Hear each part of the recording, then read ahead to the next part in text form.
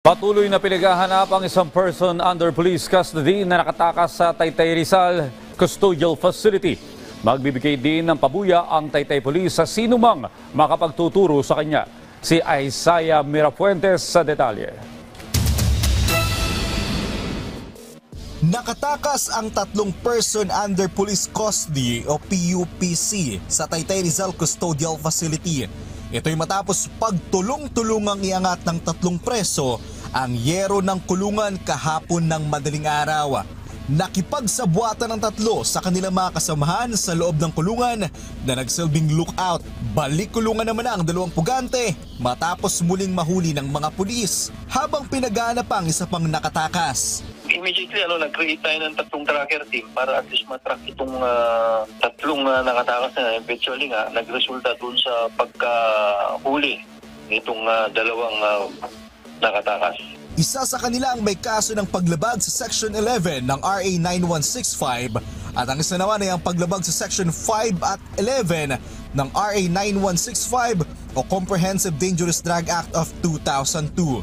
Habang ang isa pa ay may kasong paglabag sa RA 10591 o Comprehensive Firearms and Ammunition Regulation Act. Ayon sa mga pulis, nakikipagtulungan na ang pamilya ng isa pang puganteng tumakas na pinaghahanap pa rin ng mga pulis. Sa mga kamag-anak o sa mga kakilala nitong isa pang nakatakas, kung mayroon ay pagbigay alam agad sa ating kapulisan kung saan naroon ito nang sa ganoon ay ating itong mahuli. Sinubukan ng PTV News na kausapin ng dalawang pugante, subalit hindi na pinayagan ng media na makapasok pa sa custodial facility. Ito raw ay may kaugnayan sa order ng human rights. Ngunit kapansin-pansin na ang custodial facility ng Taytay Rizal ay tila isang malaking covered court lamang.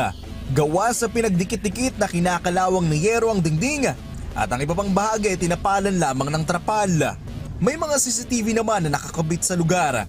Ngunit tila hindi imposibleng malusutan ng mga pulis base sa disenyo ng kulungan. Agad naman ang na-relieve sa pwesto ang mga pulis na on duty nang makatakas ang mga pugante. At posible rin silang maharap sa kaso administratibo at kasong kriminal. Magbibigay naman na ng 10,000 pabuya ang Taytay Police sa kung sino man ang makapagtuturo sa isa pa nilang pinaghahanap na tumakas. Isaiah Mirafuentes para sa Pambansang TV sa Bagong Pilipinas.